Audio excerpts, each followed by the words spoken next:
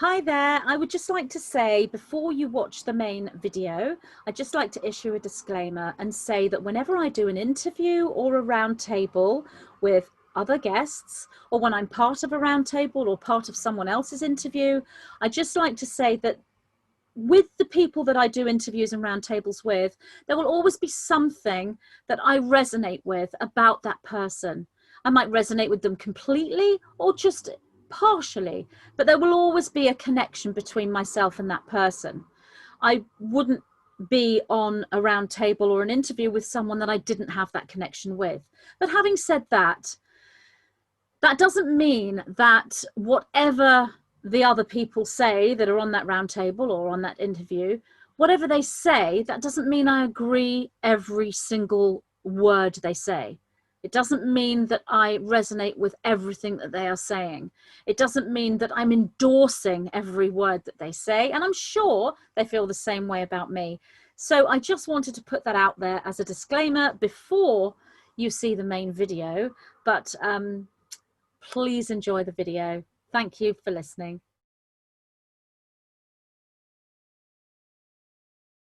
Hi everyone, welcome to this little mini roundtable interview stroke chat with me, Magenta Pixie, Jen McCarty and Becky Parkes. So we thought we would get together, and it was this kind of came together organically. We all had similar ideas at the same time, didn't we? It wasn't sort of one of us that decided this. We all together at different times thought we would discuss basically discernment. There's such a lot of confusion going on right now in the Lightworker, truth and spiritual communities regarding who is who's telling the truth, who is not telling the truth, who is controlled opposition, who isn't controlled opposition, is there anyone who is controlled opposition?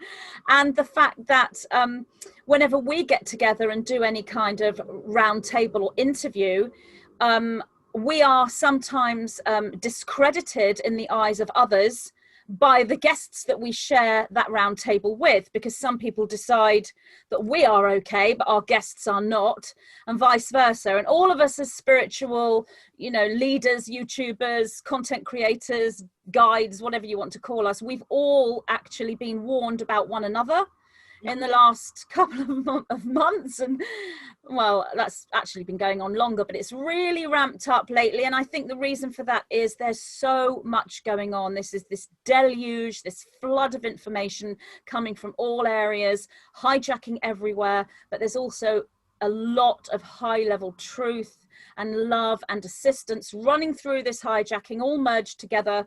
And discernment has never been more important, crucial than it is now. So ladies, any comments on that? Jen?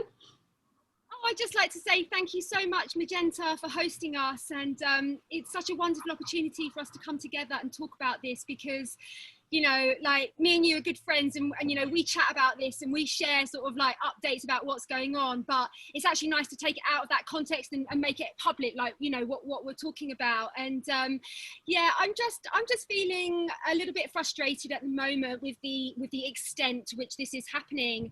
And I do wonder if sometimes at the root of it is a bit of jealousy and ego from other truthers who don't want people to listen to anyone other than themselves.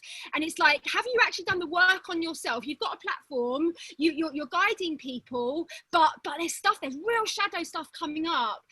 And so I personally would be like really getting red flags around those people that are flagging up the people all the time, you know, because to me it's like, you know, we're here to spread love, and we're here to uplift each other. And oftentimes when you come out with a message like that, it can be very, very the opposite of expansion, and it can be very, very constrictive, and it can cause us to shut down. And someone wrote a comment on one of my posts the other day, and they said, you know, a spiritual leader, when they speak, or a spiritual teacher, you will just feel comfort in the vibration of their voice, and you will come to your center and you will experience that expansion. And I just think it's so important that everyone uses their own discernment when they're being faced with new people. Is that person affecting your heart? Is that person helping your consciousness expand, helping your heart expand? Are you getting goosebumps? Are you feeling an emotional resonance with that message? And if you are, then I genuinely believe you've made a soul contract to receive that message at that time from that person. And I don't think anybody really has the right to go around and discredit that, because that's a personal soul agreement that you have made with that particular way shower. I myself wouldn't dream of exposing anyone or using my platform to say about this person and that person, because to me that seems very, very low vibrational, and it seems very like creating a separation, the energy of separation, and it isn't actually creating unity, which is what this is all about. So yeah, I think I've opened up, you know, lots of interesting points. If anyone else would like to jump in. Thank you, Jen. Yeah, I completely agree with you. I think that not only in the sort of work that we do, but in every walk of life, we are used to making snap decisions and judgments on people, and those are coming from, you know, we decide whether something is good or bad, right or wrong, whether someone's beautiful or ugly, and we do that from a point of ego mind-based, with the sort of mind control and parameters that we've been trained to think through, and they don't really serve us very well. It's really important to try and connect with your inner self, to connect with your higher self, and start to try and intuit what does feel right or wrong. Talking about the difference between judgment and discernment, judgment is where we make our snap decisions, and it's very much mind-based, and it's very much from a place of, you know, I'm right and you're wrong, and I, you know, that's putting yourself above someone else, and there's just no need to do that with the work that we're doing. Absolutely everyone has got something to bring to the table. Absolutely everyone has got skills and qualities. People are strong, you know, some people are stronger in one area, some people are stronger in another area. We don't need to, there's room for everyone. There's room for everyone to share their own little bit of knowledge or experience or understandings on the matter, and then that can perhaps help one or two people or hundreds or thousands of people. That's fine. There's just no need to try and put others down because either you don't agree with them or you just don't want to share some sort of platform or limelight with them. Yeah, absolutely. I totally agree. I'll try and mute myself when you're speaking, so I've got people outside shouting. I just wanted to say that you said, Jen, about you would have no intention of you know, flagging people, of outing someone. You wouldn't want to do that. And I agree with you. When I first started to channel publicly, when I made the very first video for YouTube, the Nine said to me really early on, right from that first video, don't, they didn't say don't, that they basically advised me in their way that they communicate not to ever publicly run down other light workers, that you are a team, and it's very, very important to hold the frequency for that team, even if they may say something that you don't agree with. So I listened to them and I took their advice, and if there was anything I would hear that another Starseed or light worker had said that I disagreed with, I would say to the Nine, I'd speak to them. I wouldn't come on a video and say, right, so-and-so just said this, what a load of rubbish. You know, I'd speak to the Nine and I'd say, you know, and they would show me the reason why that person held that thought. Now, sometimes, in fact, I would say over 90% of the time, the thought was actually an accurate thought coming from an accurate seed point, as in the premise of the way that they were thinking, but they hadn't explained it in a certain way, or so many people had misunderstood it, or they'd used not the wrong word. There's no wrong word, but the nine have always taught me to be very, very careful about the words that I use to describe that particular frequency. And my father did this his whole life, so I learned from him. He would actually stand in front of the family and take like sometimes 20 minutes to say like 3 sentences, because he would stop and wait for the absolute right word. Used to drive my mother up the wall. She would moan, "Your father, why can't he just say it?" But I'd sit there as a little girl and just think, "Daddy's amazing." And I would start to do it. So my whole life, I've tried to look for the right word. So by the time the 9 came in to teach me this, it was even more important that I found the right word. So often, a lot of these spiritual teachers would just be using words that are not the most aligned for the frequency that they were trying to describe. And then there were a few others that had experiences, traumatic experiences in their past, and those traumatic experiences were clouding. So in all of my sort of journey of since being online 12 years ago and meeting all these different or seeing all these different spiritual teachers, I've had suspicions about the odd person, because I've thought, okay, that didn't quite resonate with me, and I've spoken to the 9 about them. So, but even in that, even when there are individuals who are giving information that could be taken the wrong way very easily, giving information that simply isn't true but they think it is, in all of that, in 12 years, I had only ever come across one person who's genuinely part of the deep state cabal and has genuinely controlled opposition. And I was aware of this person 2 or 3 years ago. Even then, I didn't come on and out this person and make a video and say, right, everyone, this person's saying they're a spiritual teacher, but actually they're deep state. I didn't do that because I was told not to by the 9. Even when they actually are a controlled opposition, it's not my place to tell everyone. That's their discernment. That's their discernment to discover this for themselves.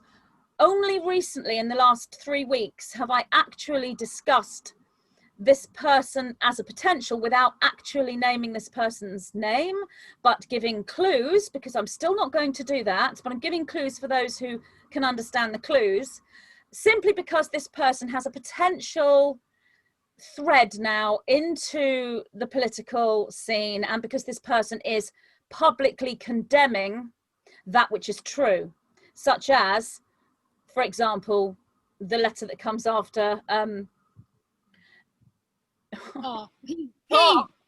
P. Is it? It is.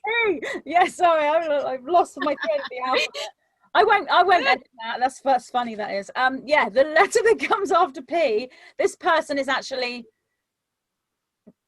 really sort of saying that is a derogatory source. So because that person is saying that that's a dark, source, as a spiritual teacher with a big following, only then did I come in to counteract that as a shield to the source that I know holds truth. So I personally would not be outing anyone. And I've also come across other spiritual teachers that are not necessarily saying things that are fully in truth, described in the best way that they can be, but the person is either thinks they are or has been traumatized, or some teachers will actually talk about something as if it's happened in real life when it's actually happened in a very deep lucid dream, and those teachers actually think it's real. So that in all this time, only one, and the 9 actually discussed this sort of infighting within the Lightworker community. They discussed this in one of my books, Black Box Program, The Rose Gold Flame as Antidote, and they actually said that yes, there is hijacking in the spiritual community and in the religious communities and in the truth communities. That's true. However, it's nowhere near as widespread as people think it is. And the reason for that is because the infighting that happens naturally by all the different people trying to defend their position and their truth, they are doing the cabal's job for them. So they don't need to throw in a load of controlled opposition. This is the past. It's not quite like that so much now. Things are in a better place. But, you know, going back a little while, the cabal could just look at the truth community and Lightworker community and think, well, we don't really need to send any controlled operatives in there because they're all fighting anyway. They're all in a state of division. They're doing the job for us. Now, since this whole sort of March 2020 pathogen and shutdown and all of that, now we are starting to come together despite all this attacks and infighting and lack of discernment and spiritual teachers calling one another out. Despite that, there is more unity.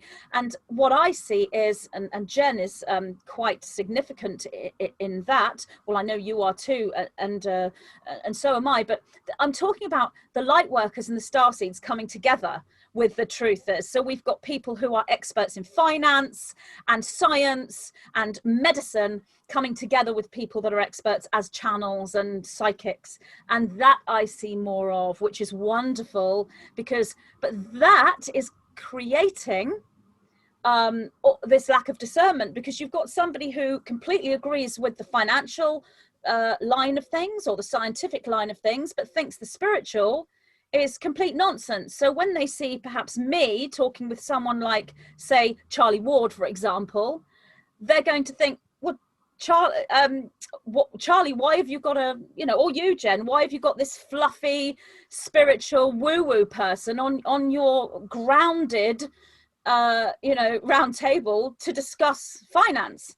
But the people who are sort of more in the spiritual movement are going to think, well, Magenta, Jen, Becky, why are you talking to someone who isn't really in the Lightworker community and is talking about all this sort of wheeling and dealing in finance? So they're not able to open themselves up to these different subjects, these different topics. And of course, this is a reset on every level. This is an ascension process and an upgrade on every level. We must come together to represent our communities. Do you girls sort of, do you agree with that? Do you resonate with any of that?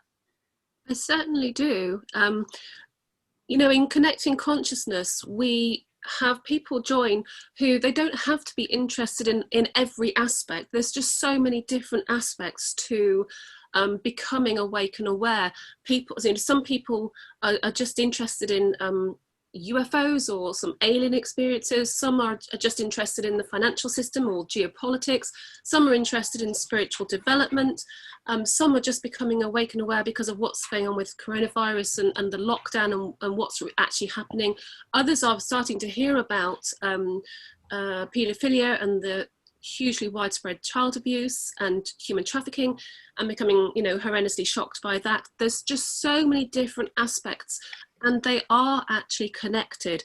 As we, as humanity evolves, we become more aware to what is actually going on in the world, and we are able to see through the programming. It's like a sort of a filtering osmosis effect. The control is not so tight now, that the mesh is not so tight, and people are seeing through the holes in the mesh, and they're starting to sort of see outside the box. They're starting to see outside of the confines of their mind control and see beyond what's really happening in the 3D realm, and understanding that there are other dimensions, there are other realms that are having influence on life here on Earth. And it's a massive awakening, and people can approach it from all different angles. So this is why we are now having roundtables and joint talks with people who are, experts on one particular aspect of this, or one or two or five particular aspects of this, and it's good to put everything into context. So yeah, I completely agree on that. Jen? Yeah, I got really inspired by a lot of what you said there, Magenta, and basically what I feel is though you know, the letter after P is bringing us together, and it is kind of like merging politics and spirituality, and it's so appropriate. It's so appropriate right now as we reclaim our world back from the deep state, from the darkness. We have to have this merge, and I think that we've all been sort of doing our thing, and we've been having our platforms, and we've been kind of like, you know, banging our spiritual drums or whatever, but since March 2020, when the event happened, when the event started, it's brought us all together. And what I feel is, though, when we all found out about what was going on with the children, when we found out about the deep underground military bases and about adrenochrome, I didn't know. This was all new to me around March. And so I feel like I got red pilled like so intensely, and I went down those rabbit holes prior to everyone else, and it was so disturbing. But I knew that once everyone found out about the amount of children that were getting abducted every year, and what was actually happening with those, particularly dark-skinned children, that would ultimately bring us together as a collective, and as teachers, and as way showers. So what I love, and I loved what you said, Magenta, at the beginning, when you said, like, we're a team, you know, and we are a team. All of us are a team, and we've all signed up to, you know, to take on this role or this mantle of way shower or leader, and respect where respect is due. Like, we don't get paid, we don't get acknowledgement. In fact, we get rejected, we get denied, we get shunned, we get publicly brutalized. I mean, I've been persecuted to the highest level within my town just because I'm speaking of my support for the Trump administration. Like, I don't do this for popularity. I do this because I cannot not do this, and I would rather die than not be a voice for the children. And I think that is what is unifying all of us. Like, it is that. It's like, it ends on our watch, you know. It can't carry on. We can't carry on. We cannot ascend. We're on an ascension trajectory, and there's no way we can ascend unless we face the deepest, darkest shadow of our collective humanity. And that is what's going on at the moment. And as Magenta says, there's a merge happening since COVID, since 2020, March 2020, there's been a convergence of teachers, leaders, way showers in all of these areas: spiritual teachers, financial leaders, channelers, you know, experts of all different kind of calibers are coming together, so that, because we're all one team. And it's so important that everyone realize that, like, we're not doing this for popularity, and we're certainly not getting paid to do this. And I can speak for every single one of us. We are doing it selflessly. And also what I've noticed is that as a person that does round tables with quite a few different types of people, and as a person that's done quite a lot of divine feminine round tables, and then have mixed it up with the brothers, I've found that the brothers get a lot more hate and a lot more intense skepticism. So the amount of emails I got about the brothers that I was doing the round tables with was unprecedented compared to the dodgy emails I was getting around the feminines. So I think that's quite interesting, food for thought, because, you know, these people that we're doing, no one's had a perfect past. Like, we're all human, and, you know, I mean, I'm a woman, I'm a mother, I've pretty much kept to the straight and narrow. But I can't speak for the men that have had, you know, they've had their fingers in certain pots. And I accept that. I accept that some of the people that I've done round tables with may have had a questionable past. I accept that. But I know from my own discernment, which I trust implicitly and explicitly, I know that they've turned good. And what they're doing now is a selfless service for humanity. So I think I'll just leave that there. That's so well said, Jen, and I resonate with everything you said. And I would agree that the emails that I've had warning me about people that I'm doing interviews and round tables with have been directed towards our male spiritual teachers, the brothers out there, if you will, rather than, I mean, the women. And I also feel that people who connect with us, who write to us and say, oh, I just saw that you did an interview with so and so, and I need to warn you about them because of this, this and this. These people, in my opinion, I've had multiple emails like this about so many people. I know you have. So many people I've done roundtables and interviews with. These people are not being nasty. They're not trying to stir up trouble. They genuinely believe what they are seeing. They're using their own resonating and discernment that obviously isn't as fine-tuned as it could be, let's say, but they believe what they're saying. So when they write to us, they are trying to help us. Some of them have actually got quite a good basis in truth, coming from the premise that they hold. That doesn't mean the person they're talking about is a bad person, but it may be. It's the same with Trump. People will say, well, look what he said about women. No one's denying that he has, you know, said some unseemly things in the past. But that doesn't change who he is and what he's doing. Everything you said, Jen, you know, that the guys that you've done round tables with, no one's saying they haven't had their fingers in certain pies or pots or whatever, and that they may have had a questionable past. That doesn't change the fact that they are on the path of right and good now, that they are doing their best to help, even if you don't resonate with every word they say. So to see one of us on a interview with them or a round table with them, in a lot of people's eyes, is discrediting us. I have actually had people say, now I've seen you connect with this person, I can't listen to you anymore, Magenta, which is a real shame. But that's because they truly believe that the person I'm connecting with is controlled opposition, is dark. And some of the light workers as well are perpetuating this themselves. And those with a following are perpetuating this as well. One really, I can think of one really huge sort of misinterpretation, which was obviously said in the best of intentions, and that was one of the spiritual teachers had seen an interview with David Icke speaking, and David Icke on the video had gone through a little bit of static. You know, sometimes when you edit a video, it'll go a little bit wobbly and out of focus. It'll be a glitch in the edit, a glitch in the filming.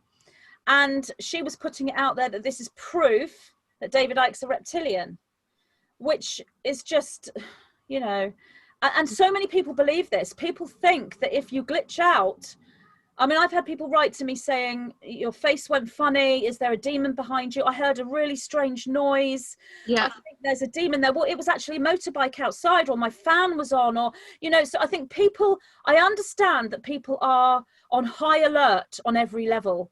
But if you go to this sort of, oh, there's a demon everywhere, oh, every little thing, you know, this butterfly here, it's a sort of sign of Montauk, that means I must be part of the deep state, you know, and I'm trying to hypnotize people and brainwash them. I've known about this for many years because my father was a hypnotherapist. So right from when I was young, my dad would tell me stories about how he would get this. Obviously he wasn't online, there was no internet then, but people would actually find out that he was a hypnotist and avoid him, or they'd come up to him, they'd talk to him with their eyes down like this, or they'd look over here, and he would actually sort of say, why don't you look me in the eyes? Oh no. And he would find out afterwards that they'd said things to other people, don't look him in the eyes, he'll hypnotize you. And my dad told me this when I was a child, so I'm fully aware of these high alert, ungrounded states, let's say. One really needs to actually ground oneself and think, look at this person as a whole. And it's all about fear. If it's not fear to do with the whole virus thing, or fear to do with the vaccines, it's fear of the teachers and the people and them glitching on videos in case they're really a reptilian. We've really got to ground ourselves in reality here. Not to say that these things aren't actually real, but we need to know how to place them and how to view them.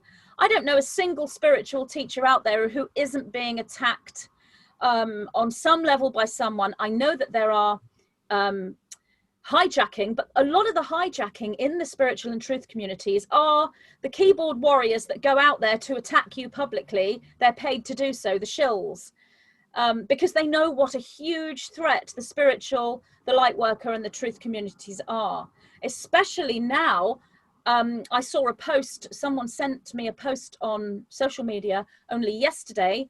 Some guy had written this huge spiel about light workers voting for Trump and how dangerous they were because they're so deluded, thinking he's a savior and a hero, and they are missing the point of all these dreadful, awful things that he is. I ignored it at first. I thought, oh, it's just another person. But something was saying, it wasn't the 9, just this feeling like, go and look again, go and look again. So I went and looked at this guy's profile, and he's actually got a following.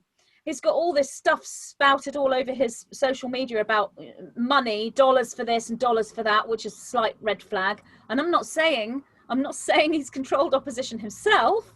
I'm not saying that, but it wasn't a heart-centered presentation. And so I thought, you know what, I'm going to actually, it was an open letter to all light workers who are voting for Trump, basically. So I decided to do a reply to his open letter, and I've put it up over my social media. So this is just one example.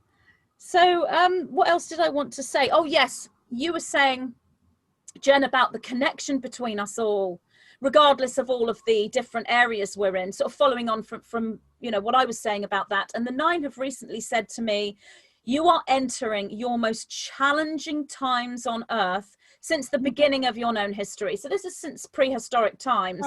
This is the most challenging time on Earth, but also you're most connected. So we have both of these going on, and I think anyone who's in that higher dimensional, multidimensional presentation, they can feel that. And it's wonderful how, you know, the truthers and light worker leaders in the field and the healers are coming together. I've had people write to me for a decade begging me to get together with all the other light workers, and actually people getting angry, like, why haven't you got together with, say, this person and this person? They're all well-known individuals in the sort of spiritual movement and truth movement.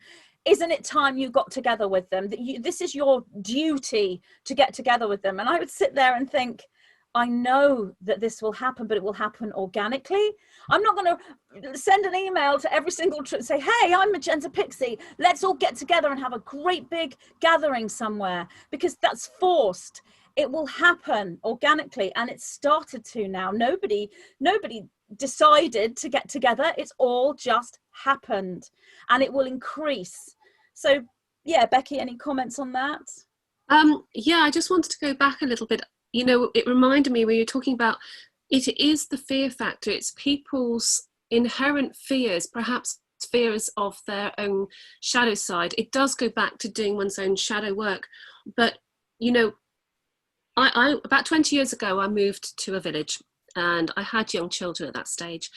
And just because I liked to go out for walks in nature and forage a little bit, you know, collect mushrooms and berries and things like that and make food from stuff I foraged, and just because I'd done a spiritual healing course and was able to do feel energies and actually helped a few people, and predicted a couple of pregnancies, which wasn't perhaps the wisest thing to do, but I did it. I was very quickly labelled a witch in the village, and it had an impact on all the friendships and relationships I made, and people were very wary and frightened of me.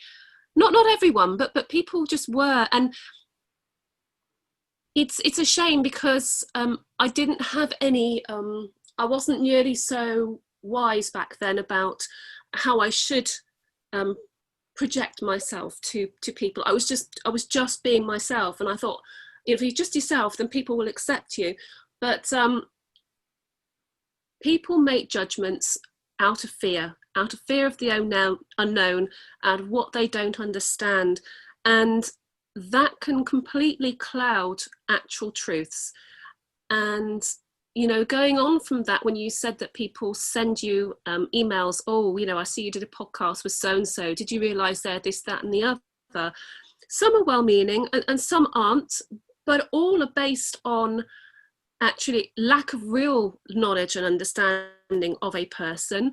A lot of people who say stuff, you know, about us, they never met, don't know us, and it's just hearsay from what they've heard someone else, and oh yes, it's based on gossip rather than any truths. And anyone who then takes it a step further and decides that they want to do an orchestrated attack on a particular member of the community, it makes one wonder what the motives are, because they're not heartfelt, they're not heart-centered. They might be heartfelt, sorry, they're not heart-centered, and they're not actually based on truth. They're based on willful misconceptions and spreading of.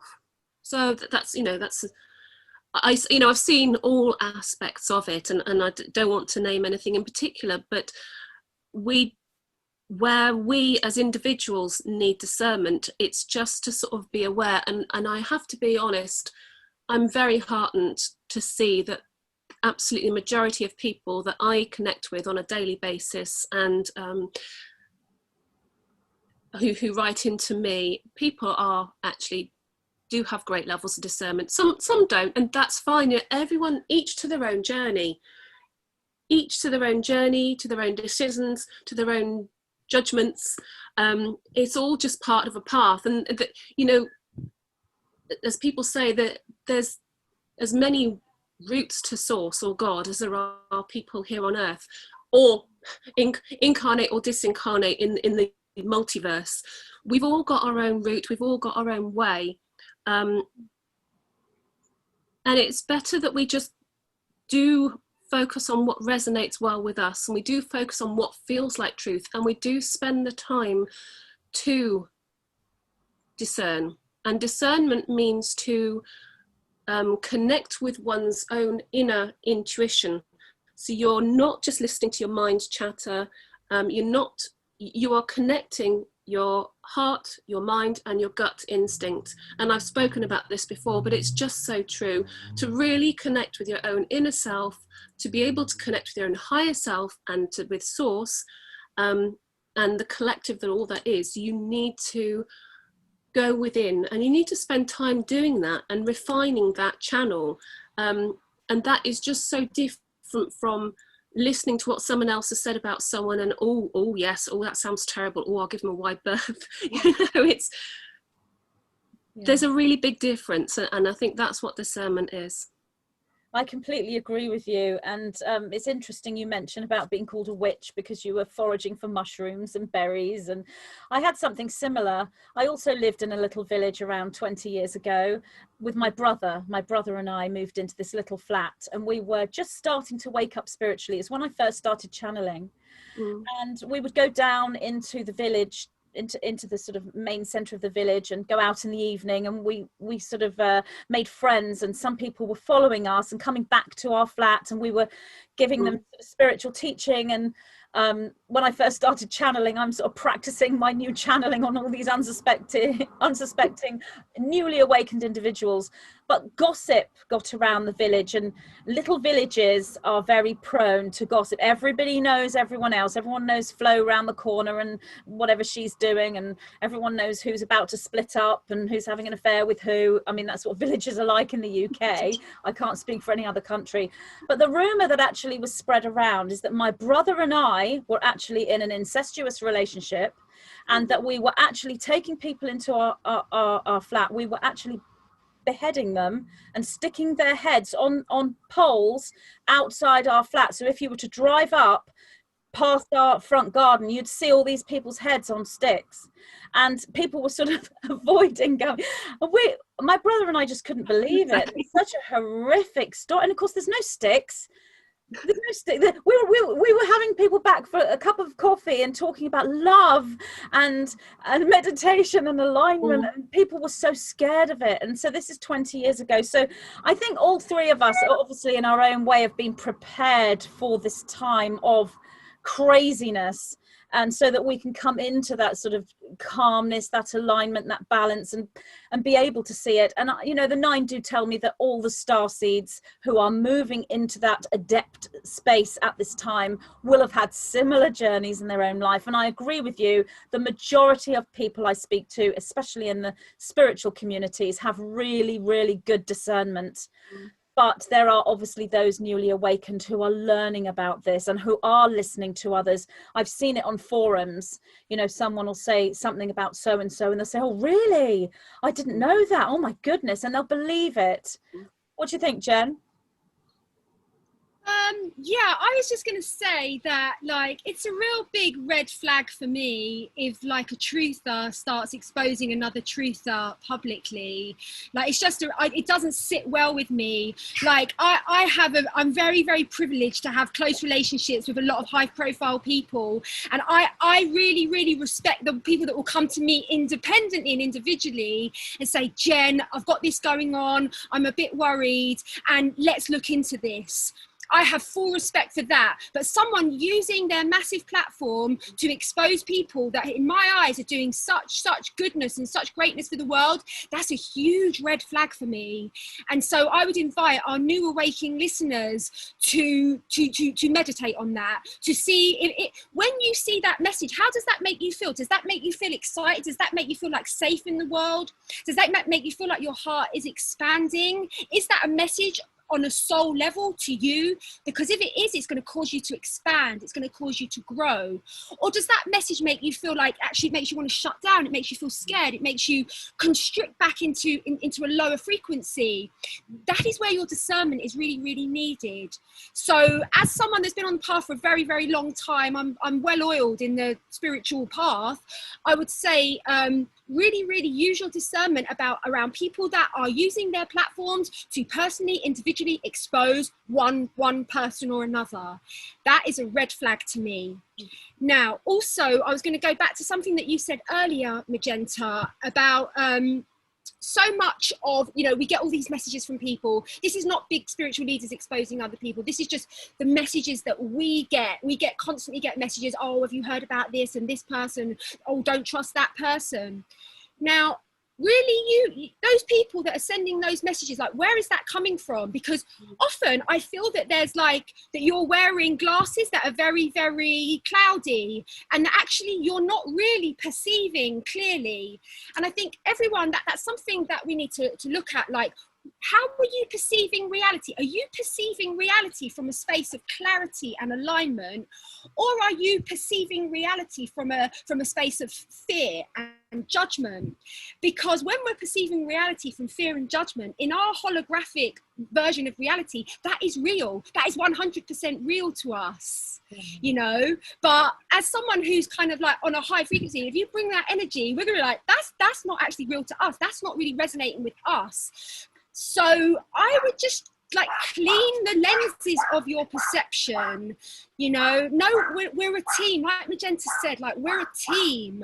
We're on the team that is taking our world back from the deep state. That is what is going on.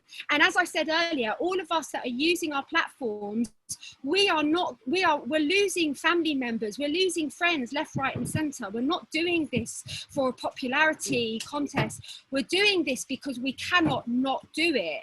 Like, and I was speaking to Magenta when, you know, and it's like, we don't stop working. Our work is our mission. My life is my work. I cannot not work. I cannot not serve. I cannot not be that voice for my brothers and sisters. So, and I think I speak for a lot of us that are putting our neck on the line, you know, and are really, really helping so many people. So again, I'll just say respect where respect is due. And sometimes I think to myself, what are you actually doing for the collective? You're sitting there as a little digital keyboard warrior criticizing the bejesus out of blah, blah, whoever. What are you doing? What are you actually doing? Are you sticking your neck out on the line? Are you losing friends left, right and centre? So yeah, I get a little bit frustrated with that, and I would just invite everyone to cleanse the glasses of which they are perceiving reality. And finally, I would just like to say, you know, instead of wasting your time trying to expose this person or that person, you have to understand that we're all at different levels of our evolutionary process. And so there will be a certain messenger that is speaking truth, but you're not ready. You haven't quite got to the level of in your evolution to be able to connect with all those codes that messenger is giving you. Doesn't mean that messenger is not speaking the truth. It just means that you don't resonate with that message. And that's a really beautiful thing. If you don't resonate with that message isn't for you, and you can just let go, you can just scroll on by, and you can just leave it for the people that it does resonate with.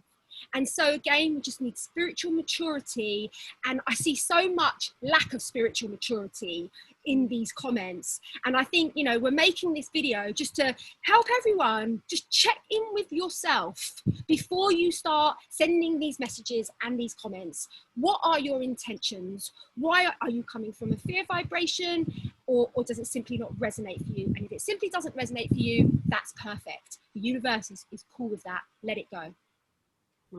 Wow, Jen. Yeah. You make some really, really good points. And the same with a person. If you don't resonate with a person, it doesn't mean that they're a deep state controlled operative that you need to warn everyone around about. You simply don't resonate with that person for a reason. It could be anything. So move on and find someone you do resonate with. As I've said, I only know one person in the city that is not one of us. Everybody else is. They're just doing their own thing, and some of them might not seem like they are, but there aren't that many cabal members. They're very, very, very in the minority. And you know, when you were saying, Jen, about we're doing this to help people, we're out there doing this because it's our mission, because this is what our calling is. And it's funny, it's like people, why do they think we're out there making videos? Is it because we want fame? We want YouTube fame? We want to get loads of subscribers so that we can like get loads of money? I mean, do either of you want to be sitting making videos several times a week? I mean, I know that there's tons of things I could be doing that I'm not saying I prefer to be doing, because I want to live my mission and I love living my mission, but I've got a ton of books that I'd like to read, fiction books. I'd love to be sat in the garden on a sun lounger with my feet up, you know, reading some fiction book. I haven't touched a fiction book. That's because we're in the middle of an attempted planetary takeover with the world that needs assistance. And when you know that you came here to offer assistance in your way, and you know that that's what you're here to do, you do it. And I think anyone out there making these videos are doing the same thing, even if they are running down other spiritual teachers and truthers. That's because they think there's a reason that they should. That's because they've got their own discernment meter that's telling them something. Maybe they're not supposed to resonate with those people, or maybe their discernment meter is off. But everyone I come across that's out there with a YouTube channel or with some other social media following, as I said, I personally have only come across one individual that I can honestly say is a cabal member. Only one out of how many of us? There's hundreds and hundreds of us. Becky, what do you think? Do you think that the actual controlled opposition individuals are much, much less, that the hijacking is less than people think? Do you know what, Magenta? I honestly don't know. I honestly don't know, because I don't think I'm in a position. Okay, so here's me trying to use my discernment. I think it is very small. Everybody that I have met, I feel are good people, and I feel are trying to share their message with the best of intent. You were asking about, you know, do we do this despite the criticism? And I agree. We do this because there isn't really anything else that we, this is what we came here to do. And, you know, I personally don't find it, I'm not a natural in front of the camera. I'm not a natural verbally, in the sense that I lose my train of thought. It's not something I fine honed or fine tuned yet. But it is the whole work of helping and supporting the community of awake and aware people around the world is hugely important to me, and this is why I help run Connecting Consciousness, and this is why I work mostly behind the scenes on the finer detail of ensuring that the organisation runs as smoothly as possible, with welcoming in new coordinators, helping coordinators connect with their members, and helping members connect with people in their own country, region, or topic groups of interest, help people connect on Zoom, help people connect in person before coronavirus and lockdown and all the rest. In some countries they still can. In Sweden, sorry, I've got fluff. That's another thing. Cat fluff, people think is louche.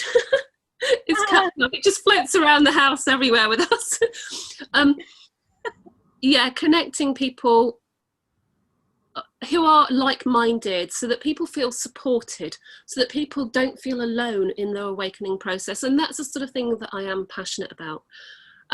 Jumping back to another topic, Magenta, you were talking about you know, people wanting to read signs into things, like you were talking about the Montauk butterfly.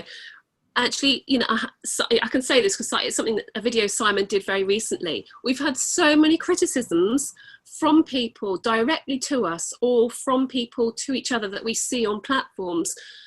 Oh, you know, he was wearing a satanic t-shirt, or oh, he's got pyramids on the side, that must mean he's this, that, and the other. Oh, he had some loosh going from his head, collecting all the loosh from people, all the viewers watching. It was a pre-record, there's no one watching. Behind us, the cats are scootling around, and a big sort of fluff of cat fluff just went like this.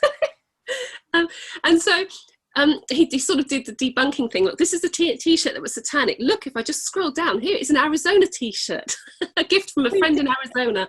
We watched that, Becky. We watched that with Simon, and we were laughing our heads off, because I've got the exact same Orgonite pyramids, and I've obviously had similar things. Like when I put this butterfly up, I didn't even know it was a Montauk sign, you know. And so when we were watching that with Simon, we've watched the last 3 of Simon's broadcasts, and I found them really, really great. I absolutely love the broadcast Simon's putting out. Really resonated with everything he's saying. Really, you know, he works really hard, and he does his best, and we know that a lot of people appreciate that, and you know, it's like with everything, people can take or leave whatever information you're giving, and so on. He does it with a good heart, with good intent, and with clear intent, and with you know, good solid background. It's not just all made up, you know.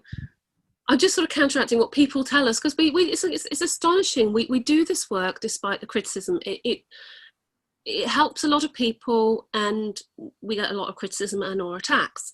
And I think it's the same for everyone in every walk of, in every, I was going to say walk of life, but in this field especially, you're open to criticism. You put your head above the parapet and you're immediately labelled this, that and the other, and open to criticism. And you know, that is something that I'm very mindful of. That's something that I don't particularly like, but I've got used to it, and I do see it for what it is. And as you say, discernment is the key. It's how about people employing discernment rather than judgment, and really understanding the difference between the two, and then it would help everybody. And also, as Jen was saying, understand. First and foremost, understand that everything that you see and do, and this applies to all of us, you do it, sorry, I've got, again, cat fluff in my eyes, you do it through your own lens, you do it through your own filters, you do it, and they may be clouded, as Jen said, or they may be rose tinted. Whatever they are, understand what your filters are, understand what your blocks are, what your triggers are, what your traumas are, what your likes and dislikes are. And when you understand who and what you really are, then you can see others for who and what they are. But if you refuse to look at yourself, at your own shadow side, at your good points, at your bad points, what your real likes and dislikes are, what your triggers are. And I think triggers is the key, because everybody has them, and it's something that, it's a gift in a way, because when you are aware that you are triggered about something, it means that that is something to look into more deeply. And when you do your own inner work, then you can see more clearly what's going on around you. You are in a better place to discern more clearly everything that is around you, the truth, the untruths, and better able to make decisions on your own actions. And I think what all of us want to do is to be service to others, is to help humanity, and we're all doing it in our own way. We are all human. We are not all ascended masters here on earth. We are still part of the incarnation cycle.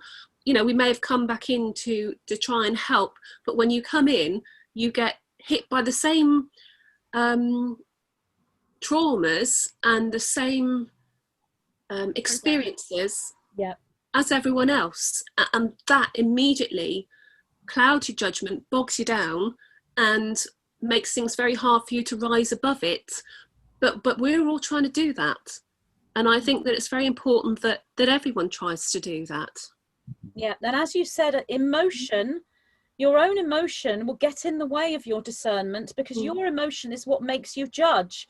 Your own experiences and your own unhealed traumas makes you have judgments. The way to discern is to take the non-judgmental observer viewpoint in neutrality, because that way it doesn't matter to you whether that person is a hijacked, controlled opposition operative, or whether they are a heaven-sent angel. You don't subscribe to either outcome. Then you can see objectively from the observer viewpoint. But you were saying about not being a natural in front of the cameras, and I see that. And you know, this is why I like you being in front of the cameras, because Becky, there are so many, probably thousands of crystal individuals who are here to hold the frequency with love. They're extremely sensitive.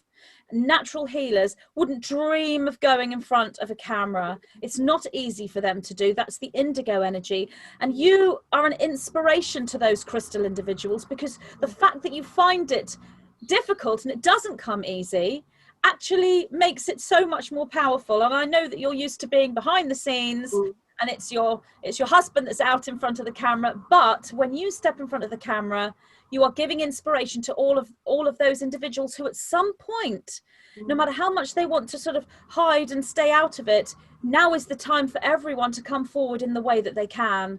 So you're an inspiration to those crystal individuals that are here to hold energy, that are here as healers. Thank you, I appreciate that. What do you think about that, Jen? Would you agree? Because you're more sort of indigo like me. And also, Jen, do you agree, or do you feel differently about the fact that the whole sort of controlled opposition hijacking thing is much, much less than we are led to believe in the truth and Lightworker communities? Yes, that does resonate, that it's much, much less.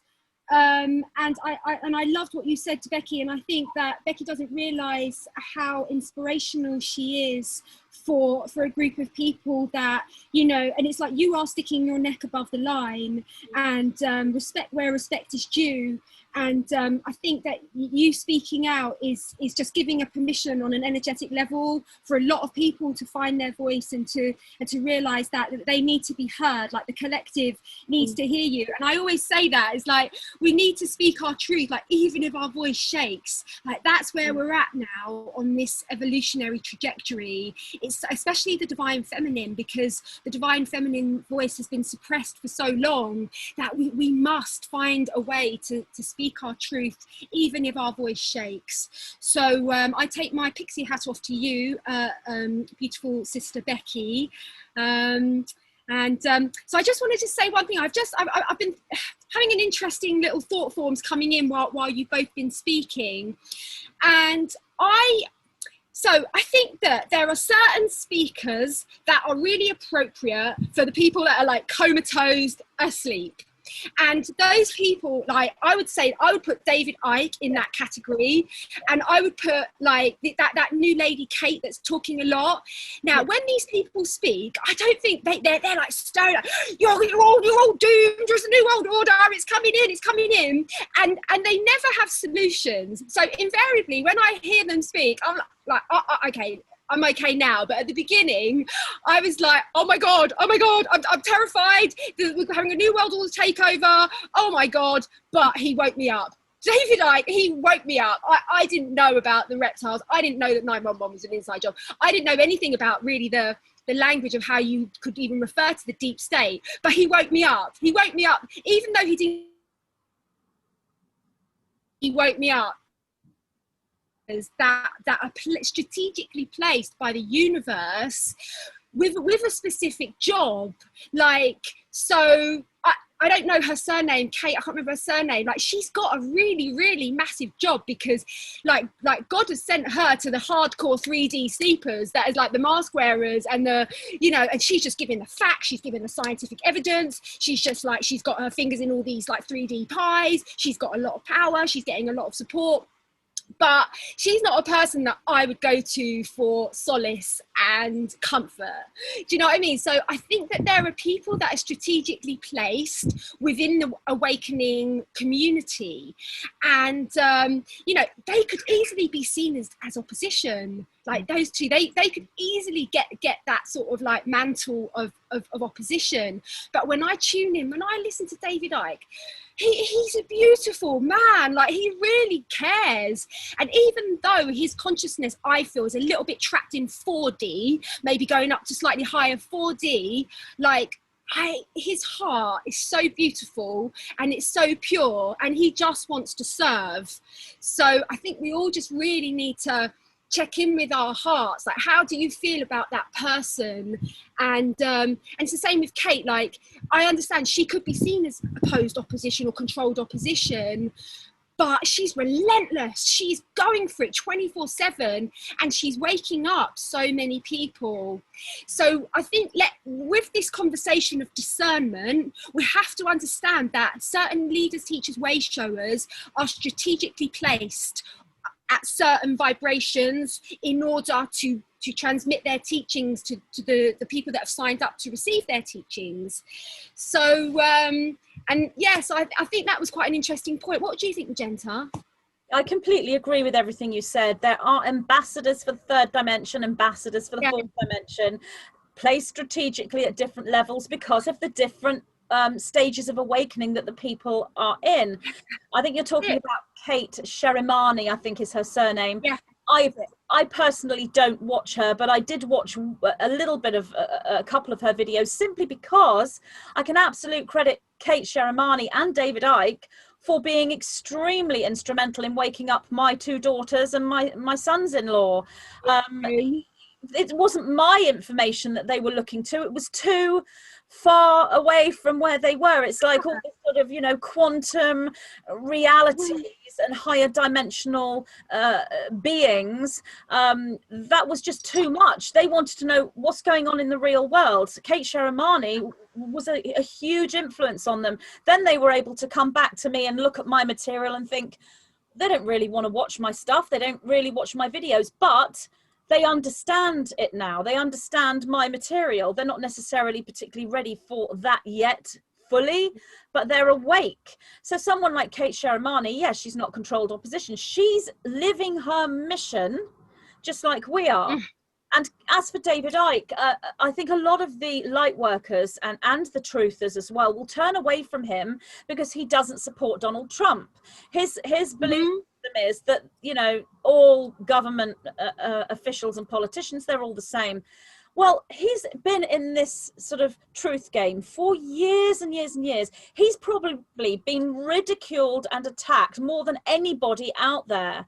So he's probably come to a point where the thought of someone actually making it into a political position, he just can't subscribe to that, because it's kind of like it's just, there's a part of him that will have given up for that in a way because of the relentless attacks. That doesn't mean that he doesn't have a huge position and a huge place. I would actually suggest to a beginner, absolutely, he's probably one of the number one resources. And I would say the Trump thing is like another layer on top.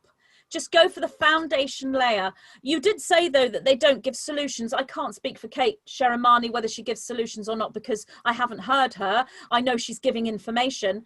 And David Icke is predominantly information. Having said that, he does occasionally give solutions, because he will start talking about opening the heart, understanding your own power, understanding that you're more powerful than the 1%, if you will. So he does come in with solutions. I have seen that with him. What do you think, Becky? I know that you're looking at the clock, because I know that you've got an appointment. Well, I wasn't looking at the clock. The cat that I've let in the room with me, she's yowling away under the bed, and I was trying to get her out. So that's why I kept disappearing off to the side. Regarding some, not necessarily specifically those people, David Icke and Kate Sheramani, but someone who is delivering more of a foundational presentation of the plan on the sort of the dark level, cabal level, and, well, that level really, the third dimensional situation, and delivering truth and information. Would you say that those people have a place? Absolutely they are. It's like being a reporter, but a reporter for the truth. I mean, the thing is that we've been mind controlled by TV programs and news, mainstream media, which is not telling us the truth overall, and it is serving an agenda that is not an agenda for humanity and us as individuals. So absolutely, people who are, because of where they are placed in the field, whether it is because they are a healthcare worker and they've woken up to what's going on in their field, or because of whether they were in mainstream media like David Icke and they are aware of what's going on behind the scenes there, and then had a spiritual epiphany.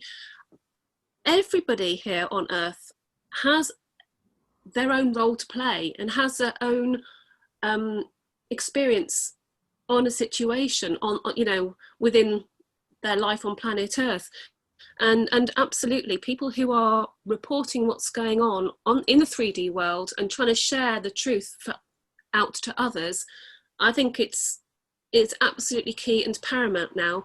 And I watch quite a lot of Camelot TV with John and Irina Mappin, and John is always saying, people, he wishes more people would do this. More people should set up TV channels, should do their own podcasts, should share their own knowledge and understanding, so that everyone gets the opportunity to see where other people are coming from and to learn perhaps just a little bit more. If we are speaking our truth and that truth is genuine, then it is worth sharing, and it will be of value to other people in their journey. And so absolutely. And then of course, people who do the sort of nuts and bolts reporting on the ground, sort of, shedding light on what's happening within the NHS, mainstream media, what's going on with particular topics, that helps people wake up in that particular field, and then they'll start doing research, and then they'll come across other things, and then they'll come across people like you and other speakers, and who are talking in more depth and have been dealing with these kind of topics and spiritual awakening and geopolitics and so on for the last 5, 10, 15 years. So it's all part of the bigger picture. Absolutely, and I agree with what John Mappin is saying when it comes to other people speaking your truth. And if you feel called, if it feels like it's something you want to do, then get out there, write. If that's the way. If you don't want to speak but you want to speak, give messages in music or artwork or something, do it that way. If you want to speak, just get the camera on. And I do feel that there will be, oh, look at this beauty. I found her. She's been under the bed yowling, but in a really quiet yowl. So this is Ingamari, my little wild girl. I'm going to just take her out the room, so I do apologise for the interruptions. No, it's fine. Wow. Yeah, I would say people are going to step up, and I think we will see many, many more individuals come forward you know, into social media in one way or another. They will have their sort of social media channels, whether it'll be YouTube or whether it'll be some other platform. But the Nine have said that the spiritually aware individuals on this planet will more than double by the middle of 2022. By the summer solstice, or the June solstice of 2022, spiritually aware individuals, activated individuals, will more than double by then. Now that is only it's less than 2 years away, and that isn't talking about those who are aware to truth. This is those who are aware spiritually. Another double. I mean, where are they all coming from? Well, obviously people are going to step up, so we're going to see more and more individuals speaking their truth and sharing their knowledge. My friend's son, so I've known him since he was about 2 years old, so he must be, I don't know, roughly sort of 29, 30. He just started off by making little Facebook videos, and more people watched just at the beginning of March, just when sort of COVID hit, just talking about what he's seen on he's in the UK, talking about what he's seen on the news, talking about some other, something that someone said on one of the daytime chat shows, or what the government are saying about their sort of little plans, what is it, hands, face, space, and all this business. And he has started. Oh yes, I saw that we were driving on the motorway the other day, driving towards London, and it said, cover face, wash hands, make space, or wash hands, cover face, make space. Yes, it's washing your hands, putting your mask on, and keep socially distanced. And they've got little signs for it. So this is like the third slogan, I think, that they've come up with. All this sort of, it's black on the magic motorways. in your it's face. on the motorways, in the notice boards now. But this young guy, no spiritual knowing there, particularly, just presenting what he's seeing, and he's got more and more people follow. And of course I already knew him, so I was kind of coaching him through what it's like to have people follow you and how to deal with attacks and all this. And then he started watching some of my stuff to see how I was presenting, and then he would say, well, what are you talking about? And now he started, I wouldn't necessarily say had a spiritual awakening as such, but that has begun to come into his awareness. Just the fact that there's more out there than what meets the eye, perhaps in a more scientific way, but he's now looking at the possibility of dimensions. And I've been friends with his mother for 30 odd years, and she's very, very down to earth, and she thinks I'm absolutely off the planet. She thinks I'm absolutely crazy.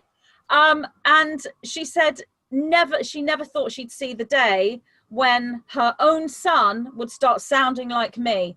And she says to me, he sounds like you, to the point where he even mentioned the other day the fourth dimension. I nearly fell off my chair.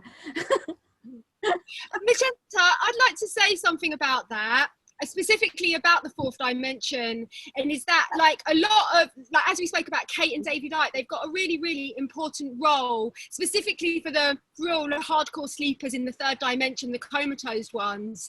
And it's so powerful and it's so important. And so I would just say that, like, don't get stuck in the fourth dimension. Like, just don't see that as the end. Like, these people, they're waking you up and they're exposing what needs to be exposed, and it's so important, their role. But we need to just keep pushing higher into unity consciousness, into really, really like solution based consciousness. And so it's just, this is a message for our newly awakened listeners. Like, don't get stuck in 4D. But you're probably not, actually. If you're like tuned into Magenta's channel and my channel, you're probably not. But just know that once you've met the likes of Kate and David that are giving you all the factual information that's shifting you from the third dimension, that there are amazing teachers and guides and your own consciousness that is going to just keep lifting you higher. So don't stay stuck in 4D, because 4D is a very, very, can be very, very distorted, and there's huge, and still it's a realm of polarity. This law of polarity still can play out within the fourth dimension, and it can seem so real, like, but it's not. It's just, it's all temporary, because only love is eternal, only love is real. And then we find that in fifth dimensional consciousness, in unity consciousness. So keep pushing, keep keep aspiring for that higher dimensional gnosis. I just felt inspired to say that. Thank you, Jenna. I totally agree. I think, judgment is very much part of 4D, as it is of the third dimension, because that is all about polarities. That is all about what is something good or evil. Is it, pretty or ugly? It imposes, the 4D imposes itself on the 3D. It sort of has a power over it, and it creates a matrix around it, which is what affects 3D. But we can blast through that, I think, with working through our hearts, because our hearts are connected to dimensions way beyond 4D. It's connected to 5D, 60, 70, 80, 90, and so on, right to source, which is all encompassing. So yeah, 4D is very much a control dimension. I would agree with everything you both said, and that's, wonderful information. When it comes to Kate Sheramani and David Icke and people like them, I would say that in the incarnation that they are in, these are fourth dimensional individuals who exist in 4D simply because their thoughts are out of the box. They're not 3D, otherwise they'd be asleep. So they're 4D individuals, but they're not in lower 4D, otherwise they'd be in that trapping system and in that state of fear. They're higher 4D in their presentation as they teach what's happening within 3D. But on a soul contract level, anyone who has come in to guide and teach others and have those that are learning from them, they're all beyond the fifth dimension at a soul level. So those individuals, anyone who steps up to teach, they've already, we would have all chosen, think, well, I'll go in and do the Lightworker stuff. I'll be a channel. You can be the 3D one that's telling everyone about the cabal. You can be a nurse coming in to tell everyone what goes on in the healthcare at the time when the attempted planetary takeover hits. You can be, and we would have all taken a role. I mean, it's not quite like that. That's a metaphor, but that's what we would have done. But when it comes to the fourth dimension, it's been a difficult place, a difficult consciousness, because of the hijacking, because it's a place of a finite expression instead of the eternal flame, as you were saying, Jen. That's where the cabal have chosen to place the consciousness templates that hijack. But a lot of these have been cleared over the last several years, and the fourth dimension is starting to open up, and it's upgrading. As we're upgrading from 3D through fourth into fifth, all the dimensions are upgrading. And for the fourth dimension, the higher fourth dimension, is a beautiful place. But you're right, Becky, when you open the heart, and the heart is involved with all of the decisions through that observer place, that's when you go to the fifth dimension. And that's where there's no judgment. You don't want to judge your brothers and sisters. That's when you see us all as a team. Regardless of whether you support Trump or not, or regardless of what country you're in, or you're not going to want to run anyone down. And if you do sort of flag someone or out someone, like I did recently, and I didn't do it actually via YouTube, I didn't do it via a video, it was simply social media post, I still have respect for not doing that. I don't want to run people down and out them and say, hey, look, this person is cabal. I don't want to do that. Well, my father would say that's ugly behavior. That's what my dad would say. And it's not what I've been taught to do by him or the nine. But when the person is potentially someone who may be stepping into the political field in a place that would not be in alignment with the Trump position, and someone who has a following and is outing the letter that comes after P as a dark satanic structure, then it's my role as someone who understands and sees that picture to actually at least try to plant seeds in others to just have some discernment. And when I posted this on social media, there were a few people who were like, no, I don't believe it. I didn't give this person's name. As I said, I gave clues. But some were like, I can't believe it. That's a shock. But the majority were saying, I already knew this. You just confirmed what I already knew. I think it's because you're pointing out their change in stance and perhaps and their teachings, and the fact that they are saying so and so is not good. And I just think, I can see why you've done it. But I think that when we work through the heart, we have a greater understanding of ourselves, and we have a greater understanding of others and where they're coming from. And it enables us to have compassion for people, for situations, which is why I encourage people to try, if they want to develop themselves spiritually, if they want to start doing their own inner work, is to start having a connection, with your own heart, your own heart space, because that is a magical place within you, and we all have it, where we can start. If we start making that connection, then it opens us up to our potential, our infinite possibilities, an excitement, a joy. If we make that connection with our heart center, then life is exciting, and it just becomes more positive in many different ways. And if we forget to do so, and we get bogged down with the negativity and the nitty-gritty and and all the stuff that gets us down, then we're losing part of ourselves. We need to be mindful that if we're feeling negative about people, if we're feeling negative about situations, then we are losing that contact within that beautiful part within ourselves. And it's a reminder to get back to that place and to carry on developing it. Yes. Because that's where we'll learn and we'll grow.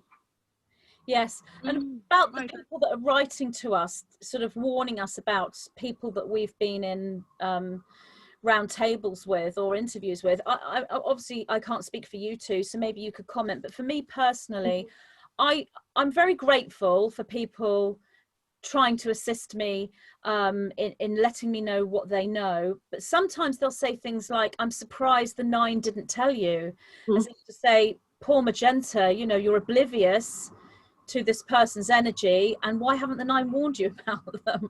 And obviously what I'd like to say is I'm in alignment with the 9, and when it comes to who I do an interview with or a round table with, at this point in my 12-year journey online, I have not ever entered into a round table discussion or interview with anyone that I knowingly feel to be controlled opposition. Everyone that I have entered into a round table or interview with in the time that I've been online is someone who has an open heart and is absolutely doing what they believe to be the right thing. So whilst I appreciate all the advice, I am able to discern. And if I get it wrong, then that's my issue to deal with. But also Magenta, you haven't, I understand you haven't got it wrong, but sometimes you can do, and I'm referring back to John Mapping because I've been watching a lot of his stuff. At the beginning of every program, he has a caveat. I'm not, I don't necessarily agree with everything that people are going to discuss. You make up your own minds. You take from it what you will. Yeah. We should be able to have the right and the choice to join in podcasts with people who we don't really know much about, who we'd like to find more about, who we reserve the right of judgment on, and who might be very good at sharing ideas and communicating. I think it is wrong to cut ourselves off from connecting with others just because someone has said, do you realize they're this, that, or the other? Because it cuts out possibilities, it cuts out potentials. I completely agree. And whilst I wouldn't enter into an interview or a round table with someone that I knew was actually controlled opposition, I wouldn't want to come into that person's space. Yeah. That doesn't mean that everyone that I do a round table or interview with that I know is living their mission and has an open heart. That doesn't mean I agree with everything they say, the way they say it, how they say it. And I've now, created a little disclaimer because of all the constant warnings I was getting from everyone I was connecting with. I've created a disclaimer, which I'm going to pop up before I show this chat that we're doing, and that's nothing to do with you two, but it's going to go up on all of my roundtables now, just to actually show that. So, you know, how do you both feel about people writing to you and giving you these warnings? Are you grateful to them for their assistance, but do you feel the same as me, that you are able to move into that discernment yourself and you have that trust about the people that you're connecting with? I feel the same as you, Magenta. I mean, I get a lot of emails from people. It's part of the work I do. People connect with me via, you know, social media and emails and so on. Some are given in good faith and well-intentioned, and I may or may not reply. In fact, I usually just don't if it's about somebody else. Quite a few are given with an energy of negative intent, and for that I just think to myself, I see you. I see this message for what it is, and I ignore it and I reject it. And that's how I go about my work, if I'm honest. Yeah, same, absolutely same. What about you, Jen? I appreciate the love and concern that is very often behind those emails, but I think to myself, I haven't got this far without having like really on the money discernment and intuition. And so like I have such a deep and innate trust in who I am and my soul path, that I just know that I wouldn't align with the toxic, nefarious soul entity. I'm really confident about that, and I get approached to do lots of podcasts, and I always say yes, because I always use my discernment. And so the ones that I do agree to, I've got a big, massive yes in every cell of my being, and that's how my soul consciousness communicates to me. It's a personal, individual, highly developed relationship that I have with my soul consciousness. So sometimes when I get those messages, I'm thinking, you don't know me. You wouldn't actually write that. If you knew who I really am, you would just innately trust my own discernment and my own path of destiny, which has aligned with these particular brothers and sisters. But I understand that very often the motive is very pure and it comes from a very loving place. And I do appreciate that, and it doesn't really bother me. As I said originally, the thing that bothers me is when people with their large platforms that are stuck in the sort of lower 4D consciousness start then exposing other people and you know, debunking other truthers. That is such a massive red flag to me. But getting those little messages, I think that they're coming from a place of love. But this is an opportunity, I think, for all of our listeners to just hold back on those messages. Like, God is in control. Like, really, God is in control here. And we've all carved out our destiny, just like Magenta said earlier. I really resonated with what you said about, okay, bye, love. Sorry, Finn's going out. Sorry. Bye, Finn. Bye, Finn. I really resonated with what you said earlier about how ultimately all of us teachers, way showers on a soul level are in unity consciousness, but we've made a strategic plan, incarnational plan to incarnate at a particular vibrational level. So and I loved what you said. I got so many goosebumps when you said that, because it's so true. So people like Kate and David, they're such wonderful examples, but they would have strategically placed themselves within that fourth dimensional realm to be the sort of, because I didn't sign up to that role. I was like, I'm going to be 5D conscious. I'm going to be all about the unity. I'm going to be all about the codes, and that's where I'm going to be strategically placed. But it reminds me of this really beautiful like bit of prose that I read, and it said that for the people that sign up, for the people that sign up with the mantle of teacher, leader, way shower, etc., just when you're about to incarnate, when the soul is about to like make its descension from source energy, it moves through metaphorically, it moves through a particular room, and in that room there are like tethers of light. Now most people as they move through will grab one tether of light, and then they'll have that tether of light to keep them aligned with source energy. But people like that have signed up for this public role will grab a few of those tethers of light, so that when we incarnate, we've got a lot of kind of like resources and sources to tap into. And that really resonates for me, and it's such a beautiful way to explain our role, because I know for a fact, because of what happened to me on the mountain, like I got overdosed with God consciousness, so I signed up for like to really get a massive load of those, you know, those tapers of light.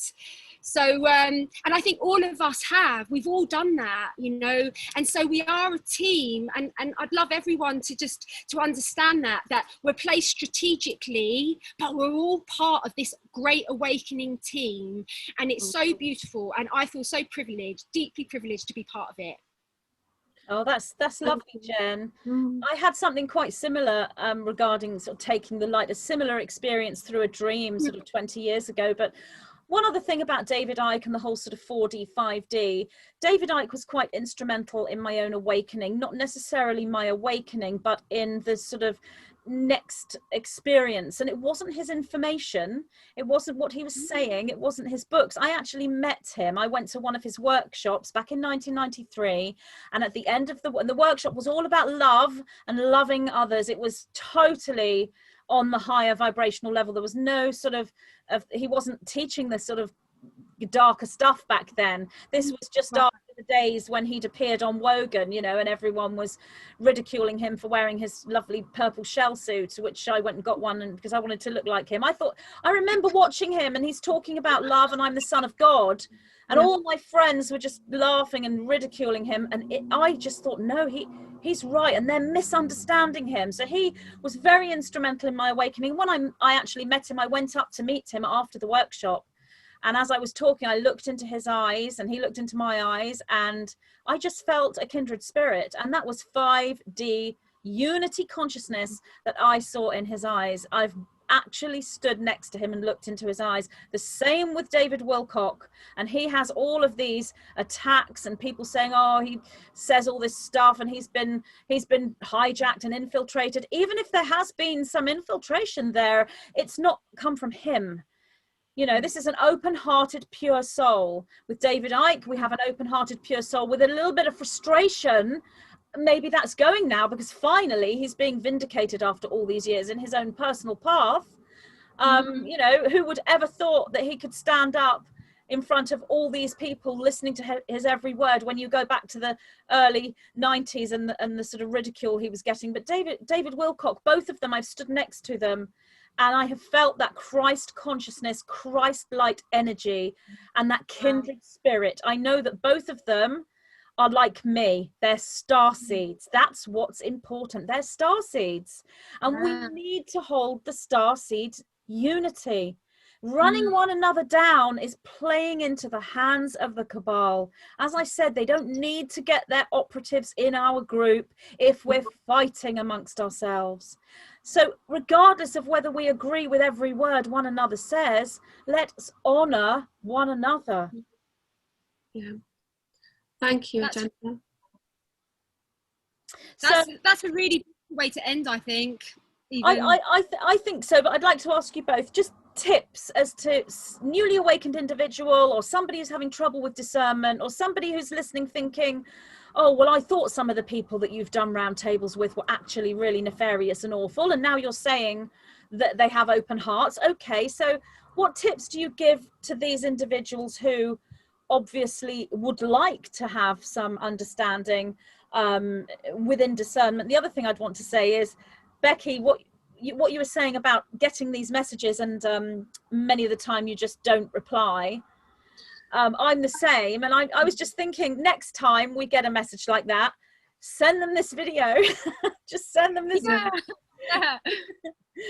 Because this is how we feel about it. Perfect. That is a good idea. I love it. So yeah, I forgot the question. What about tips? Yeah. Oh yeah, tip. Right. Yeah, and do you want to go first? Because I'm just going to have a think about this. Because for me, it's always going back to my shamanic roots and tips for discernment. Yeah. Go on then, Jen. Fire away. Okay, so my tips for discernment are how, when that person speaks, how does it make you feel? Does it bring you back to your center? Do you feel in alignment? Do you feel a sense of expansion within your heart consciousness, within your soul consciousness? Are you getting goosebumps? Do you feel a little bit emotional? If these are all somatic signs of your soul consciousness communicating to you that this is a message for you. Or do you feel scared? Do you feel afraid? Do you feel like your vibration is kind of like getting lower? Or do you feel like your vibration's getting higher? And so this is where discernment lies. It's about how you feel, because you have made a personal soul contract to work with that person. I know as a teacher, I've made a specific and personal contract to work with the people that I'm meant to work with. It's highly orchestrated, and it's like a military operation on a soul level. So the people that I'm meant to work with, they feel that. I got this beautiful message yesterday, and it just said, Jen, whenever you speak, even if I'm feeling really, really ungrounded and upset, just hearing your voice brings me back to my center. So that is a clear indication that that is a messenger that you've made a soul contract to align with. So, like for me, Magenta's one of my messengers. When she speaks, I just feel so excited, and I feel like my consciousness is raising and my consciousness is expanding. And so I'll keep going back. I'll keep watching your videos. Do you know what I mean? It's like we've all got our messengers, and we've all got our people that we have soul contracted to work with, and it's about how it makes you feel inside. I hope that's clear. Then I completely agree. I actually don't think I could say it any better than that. I can add that we do get hundreds of messages. You know, I get many emails from people, our CC members, who say, absolutely love listening to your podcasts, absolutely love this, love that, love hearing your voices. And it is exactly that. It is, you know, if someone is going to be drawn to something and it really helps them, then it's something that they will enjoy. If they're feeling negative about something, or if they're feeling fearful, then that's sort of giving warning signs. And it is learning to trust your intuition and not just deal with knee-jerk reactions and quick snap judgments and hearsay. It is connecting to yourself, your center, and finding out what your truth is, and then being able to put that in context with what you how you perceive the world around you and the people around you. Thank you, both of you. Becky, if somebody wants to join Connecting Consciousness, how can they do that? At the moment, go on Simon's website and there's a page for joining us. Okay, so, and we'll put the website. simonparkes.org. Thank you, and we'll put the website in the description link. Jen, if somebody wants to follow you and watch your videos, listen to your teachings, what can they do? So I would love to invite everybody to please come and join me for the Equinox Transmission that will be taking place on the 22nd of September. And this is a global ceremony, and we have between 300 and 500 people signing up. We're working with our specific grid points. We're creating the 5th dimensional grid. We're empowering the 5th dimensional golden age grid. But it's so powerful. I'm facilitating it, and it's incredible work. And we're going to be working a lot with the transition from carbon to crystalline, and working with all of the Arcturians, all of the beings that are assisting in this ascension. We're going to be working with them to bring more and more light energy into our forms. We're also going to be working with the activation of the 12-strand DNA, which a lot of us, it's come online, but we're going to be empowering the 12-strand DNA codes. So it's very powerful for your own personal evolutionary ascension, but it's also very powerful for the collective. We'll be doing a lot of work with the children as well, because we always focus on massive global issues that need to be addressed as well. And it's a wonderful way to get to know me and come and join the community, and it's amazing. So I'll post the link to connect with the transmission. Thank you, Magenta. Well, thank you both. This was a really interesting chat, and I hope it's helped individuals, and at least it's put our perspective across from where we're coming from. Yeah. If people are wondering why we are still associating with others that they see as nefarious, then maybe they can sort of understand our perspective a little bit more. And I hope it's helped others in assisting with their own discernment skills, because as I said at the beginning, this is crucial right now and will be more crucial as we go forward. This is discernment on all levels, especially with mainstream sources, but we need that with the alternative news and truth community as well, and the spiritual community, and throughout the religious systems, and everywhere we go we're being, I won't say tested, that's not a very nice word, but we're having these life's challenges, and I think we have to thank those that are out of alignment and are presenting as teachers, because that's how we can find our own discernment. If we can't see an out of alignment individual, how can we then spot the one that is in alignment? So everyone, even those who may be actually delivering skewed messages, if you will, they are still assisting in the overall tapestry of our collective awakening. So I hope that's helped everyone. And I'd just like to say thank you to everyone for listening to us all today. And we will all be back with more videos. Bye, everyone. Thank you for having us on. Bye. Please share this video. We love you. Bye. Bye.